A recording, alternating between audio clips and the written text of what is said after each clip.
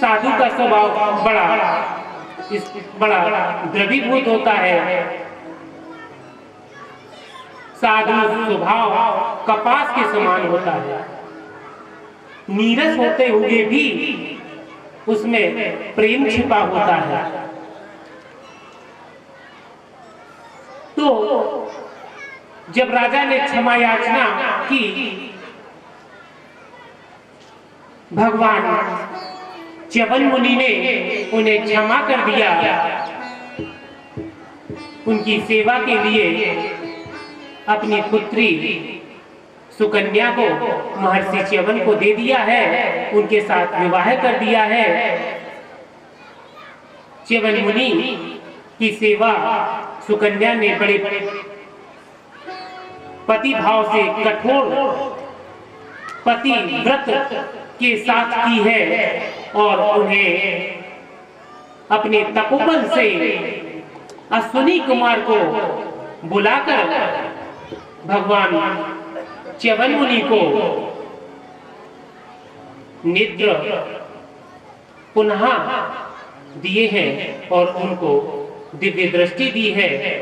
उनका जो शरीर था वो स्वस्थ किया है। इस प्रकार से इस सूर्य वंश में सरियाती जैसे बहुत महान राजा हुए हैं, जिनकी सुकन्या जैसी पतिव्रत धर्मशील विद्वान पुत्री हुई है। इसी वंश में आगे चलकर राजा रघु हुए, अज हुए, दशरथ हुए। जब महाराज दशरथ अयोध्या में निवास करते थे तो उस समय अयोध्या बड़ी समृद्धशाली नगरियों में मानी जाती थी। विश्व में अयोध्या, मथुरा ये बड़ी समृद्धशाली और बड़ी सुंदर नगरियां थी। महाराज दशरथ के पास सब कुछ था। भगवान की दया से उनके पास किसी भी वस्तु की कमी नहीं थी। अच्छे सचिव थे, अच्छे सैनिक थे, अच्छी प्रजा थी, सत्संग था, सज्जन भाव था। लेकिन एक कमी राजा को हमेशा सताती रहती थी। वो कमी क्या थी? वो कमी थी कि उनके वृद्धावस्था में भी पुत्र नहीं थे। तो एक बार बंधुओं, जब भी हमारे अंतर्मन में कष्ट होता है और यदि हमारे सामने संत महात्मा, संत भगवान बैठे हों,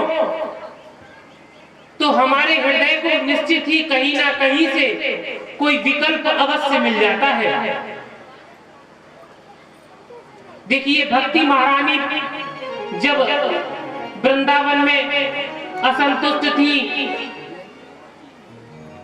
उनके पुत्रों को वृद्धावस्था सता रही थी, नारद भगवान ने आकर के उनको दर्शन दिए और उनके दुख, उनके हृदय के, उस भक्ति महारानी के हृदय के संताप को हरा। इसी श्रृंखला में आज महाराज दशरथ को जब दुख हुआ है, कष्ट हुआ है, तो संत भगवान की शरण में गए हैं। एक बार भूपति मन माही, भई गलानी मेरे सुत नारी। एक बार भूपति मन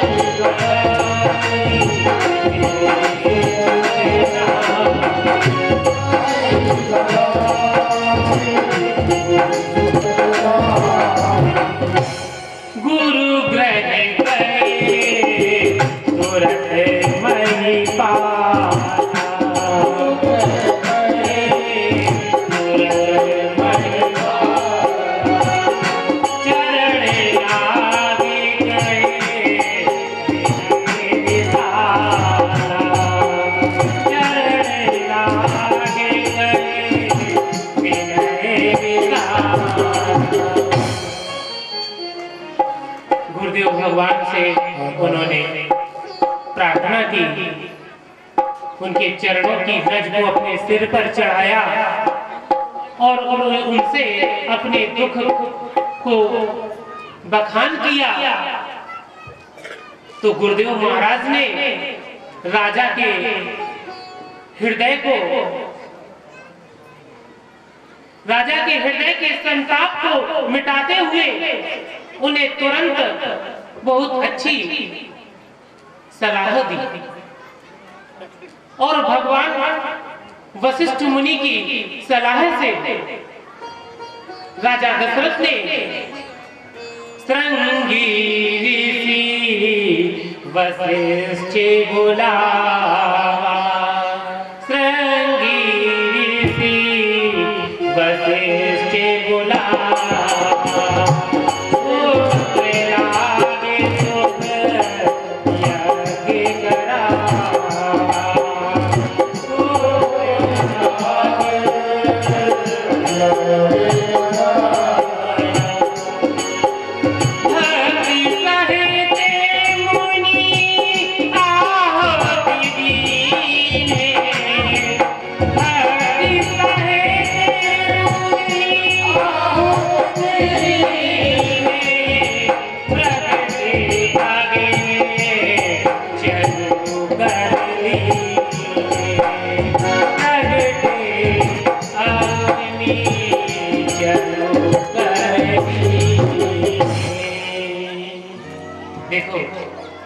जब गुरु भगवान के शरण में गए तो गुरु भगवान ने राजा दशरथ के मन के संताप को हरा है। आज ये जो शरीर इस व्यासपीठ पर बैठा है, ये भी हमारे गुरु भगवान की ही देन है। ये संत कृपा है, ये ब्रह्म कृपा है, ये ईश कृपा है। नहीं तो इस पापात्मा को, इस शरीर को कहां ये सब भाग्य बधा था। ये सब गुरु भगवान की कृपा है। बोलो गुरु भगवान की जय, संत समाज की जय। तो गुरु भगवान ने श्रृंगी ऋषि को बुला करके यज्ञ करवाया है। श्रृंगी ऋषि महाराज रोमपाद के पुत्र थे और माता कौशल्या की एक पुत्री का नाम शांता था। कितना सुंदर नाम था। इतने सुंदर नाम भगवान की बहन के थे। तो भगवान श्री राम की बहन शांता श्रृंगी ऋषि को ब्याही थी और श्रृंगी ऋषि जब भगवान दशरथ जी के महल में आए, देखो ये भगवान ही थे। जब भगवान राम जन्म लिया है तो उनके पिता भी भगवान थे, क्योंकि भगवान का ही कुल था, भगवान के ही अंश थे। तो महाराज दशरथ ने श्रृंगी ऋषि को बुला करके बड़ा परम सुंदर यज्ञ किया है। उस यज्ञ में स्वयं यज्ञ भगवान प्रकट हुए। यज्ञ भगवान ने चरु बना करके राजा दशरथ को दिया है।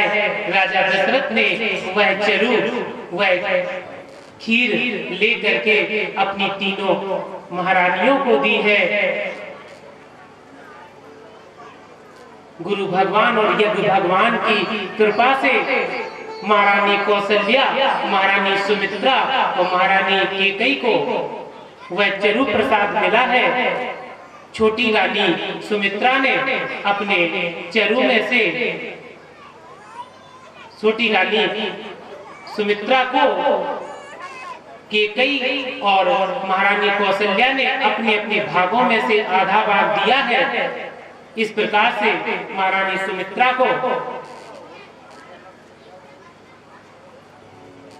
राजा दशरथ की दोनों पत्नियों ने चरु दे करके कृतार्थ किया है।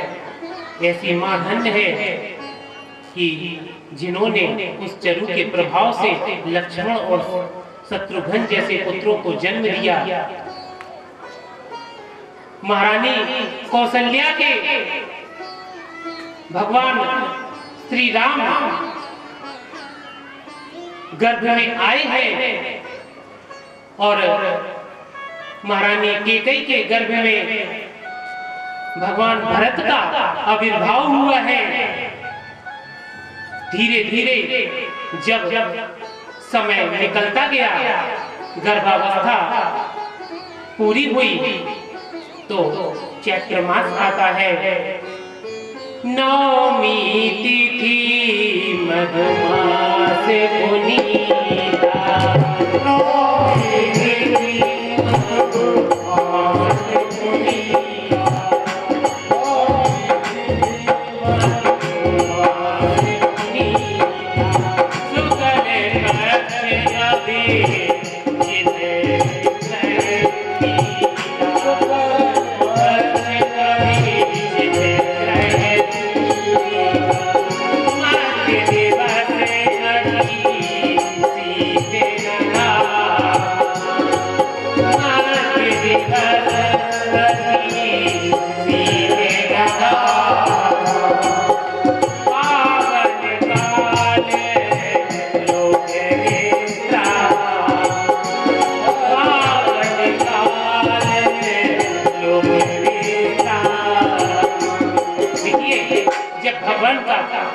आविर्भाव होता है ना तो हमारी प्रकृति इतनी सुंदर हो जाती है, इतनी सुंदर हो जाती है कि इसका वर्णन इस मुख से करना असंभव है।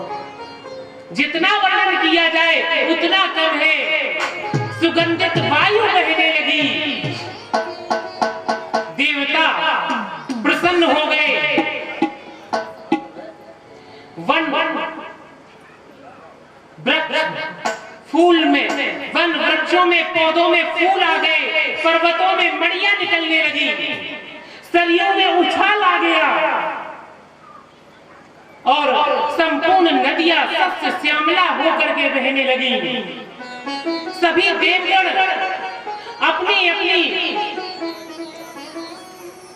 स्त्रियों के साथ विमानों से, आकाश मार्ग से भूमंडल पर उतरने लगे और अयोध्या की परिक्रमा करने लगे और गंधर्व नृत्य करने लगे। अंजलि में पुष्प लेकर के आकाश से बरसाने लगे। नाग मुनि देवता गंधर्व स्तुति करने लगे। बोलो राम रंजा राम राजा भगवान की जय, बोलो राजा रामचंद्र भगवान की जय। भगवान ने अवतार लिया है। भय प्रगट कृपाला दीन दयाला कौशल्या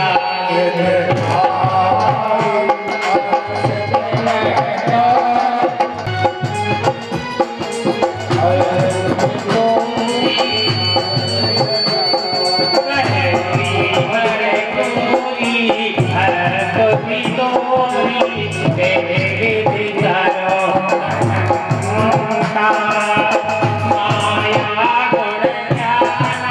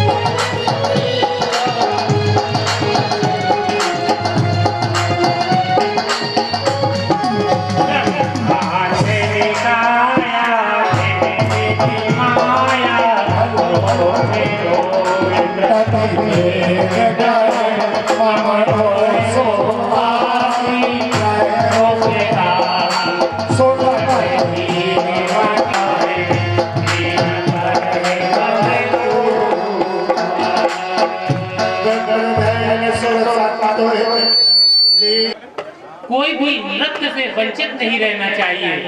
सभी को भगवान के इस जन्मोत्सव पर बड़े मग्न होकर के प्रभु की बधाइयों को श्रवण करते हुए गान करना है।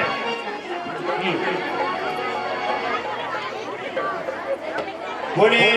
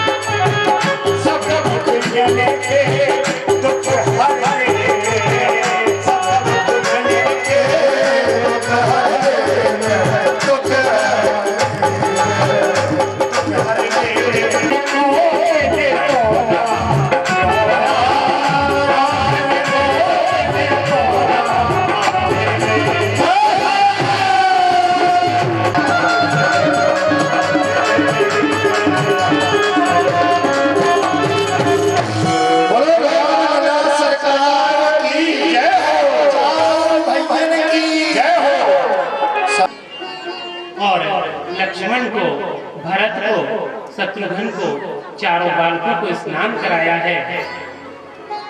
और स्नान करा करके उन्होंने भगवान को पलना में बैठा दिया है। एक बार जननी अनवाए, एक बार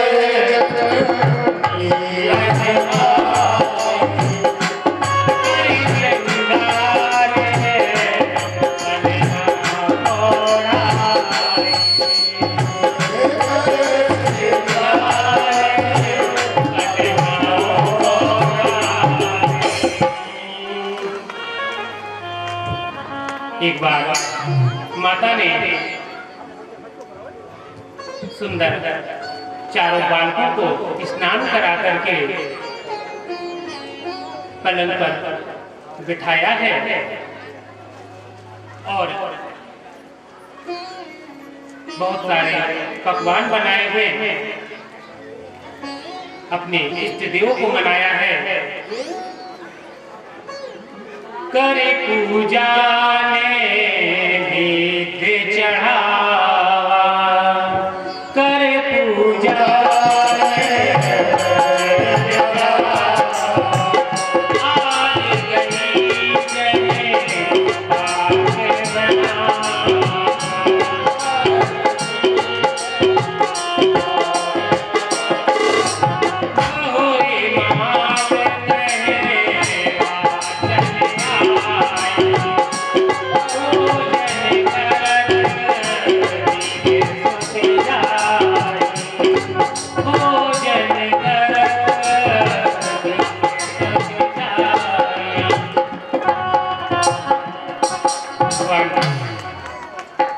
छोटे से हैं, छोटे छोटे हाथों से भगवान भोग लगा रहे हैं।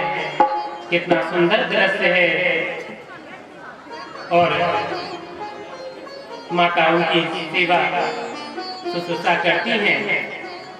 गई जननी शिशु पहले गीता,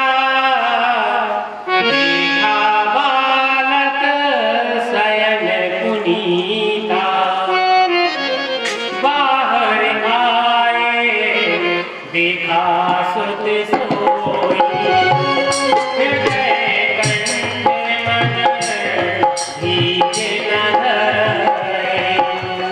देखो अंदर भगवान पूजन कर रहे हैं और भीतर देखा तो भगवान सो रहे हैं। माता ने तो उन्हें सुला दिया था, लेकिन जब बाहर जाकर के अंदर रसोई में जाती है तो वहां भगवान भोग लगा रहे हैं। और एक बार फिर अंदर दौड़ के जाती है तो वहां पर भगवान शयन कर रहे हैं। अद्भुत लीला है। ऐसे अद्भुत लीला पर तुलसीदास जी ने कितने सुंदर सुंदर पद लिखे हैं। वो ब्रह्म जो निराकार है आज साकार हो चला है। आज अवधपुरी में भगवान घुटनों के बल वहां खेलते हैं, किलकारियां मारते हैं, जबकि निराकार ब्रह्म बिनु पग चले, सुने बिन काना, कर बिन कर्म करे विधि नाना,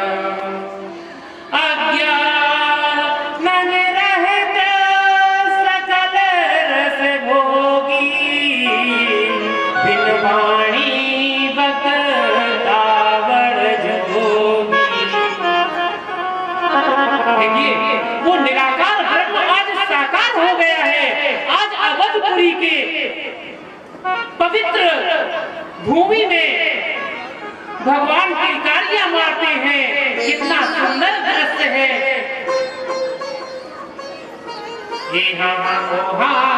दोई बालक देखा,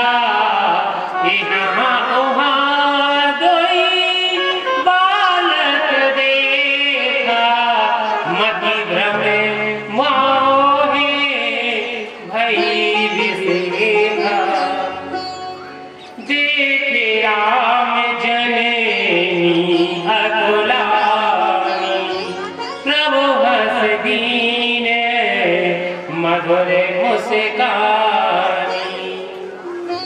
मुस्कान से भगवान मैया का चित्त चुरा लेते हैं और फिर भगवान धीरे धीरे बड़े होते हैं और फिर भगवान को गुरुकुल में भेजा जाता है।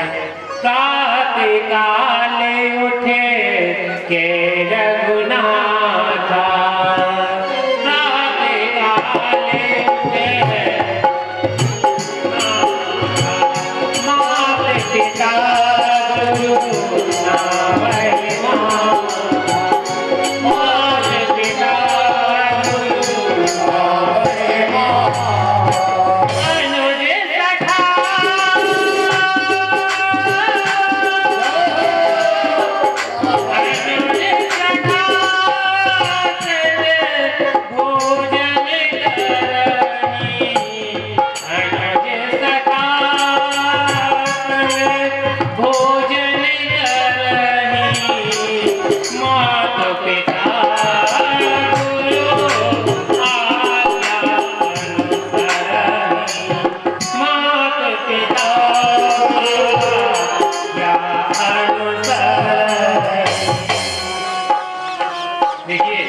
कितना सुंदर दृश्य है।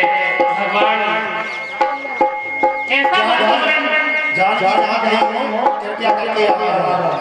वातावरण है कि देखिए, भगवान अगर जीवन में कुछ सीखना है तो भगवान के चरित्र से सीखो।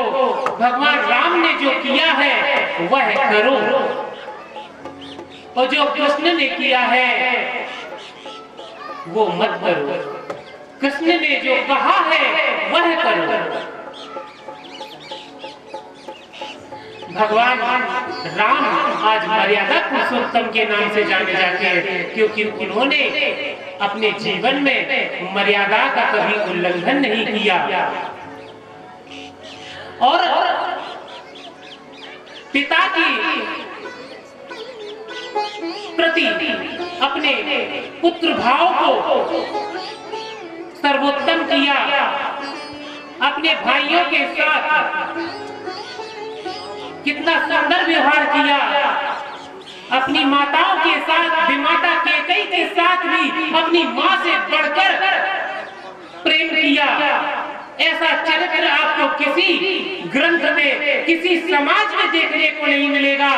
जो आज हमारे भारतवर्ष में एक गर्व की बात है कि हमारी रामायण हमारे घरों में संस्कार के भाव भरती है।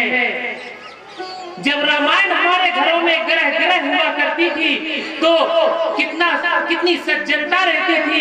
घर घर में राम और राजा दशरथ जैसे भाव दिखाई देते थे। कहां त्याग की भावना थी, कहां जहां त्याग है वहां रामायण है, और जहां लालच है वहां महाभारत है।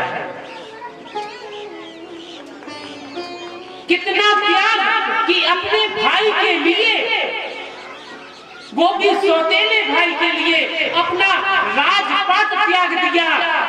अपनी मां के वचन को सिद्ध करने के लिए, अपने पिता के वचन को सिद्ध करने के लिए सब कुछ तुच्छ समझ करके त्याग दिया।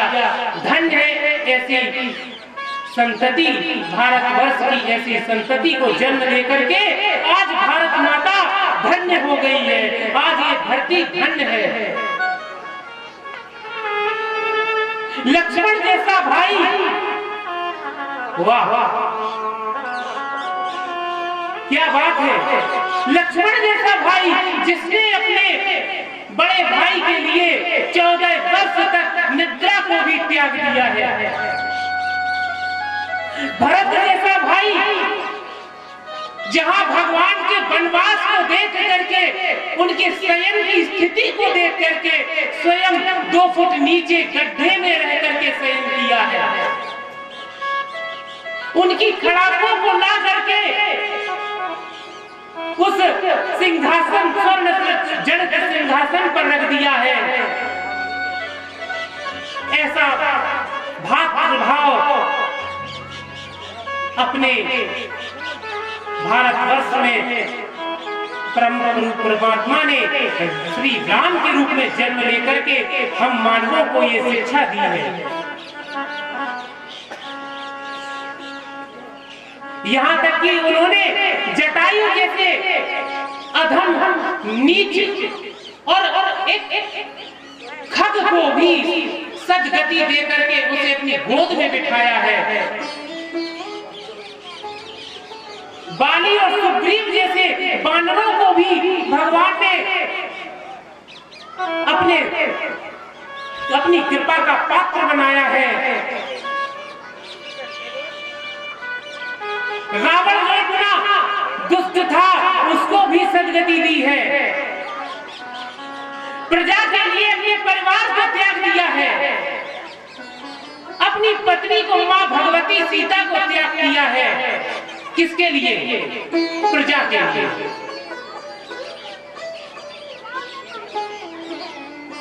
बड़ा मार्मिक प्रसंग है ये। रामायण का एक एक श्लोक जीवंत कर देता है उस उदाहरण को जो आज से 12,000 वर्ष पूर्व हमारे भारत भूमि पर जो वृतांत, जो दृश्य घटित हुए थे। ऐसे संत गोसाई तुलसीदास जी महाराज और श्री वाल्मीकि जी महाराज को कोटि कोटि नमन, अभिनंदन और उनके चरणों में सत सत प्रणाम। इस प्रकार से भगवान धीरे धीरे बड़े हुए। एक बार तो भगवान घुटनों के बल खेल रहे थे। गोसाई तुलसीदास जी कितना अच्छा वर्णन करते हैं अपने पदों में। ठुमक ठुमक चलत रामचंद्र, ठुमक चलत रामचंद्र, बाजत पैजनिया। ठुमक चलत रामचंद्र, बाजत पैजनिया।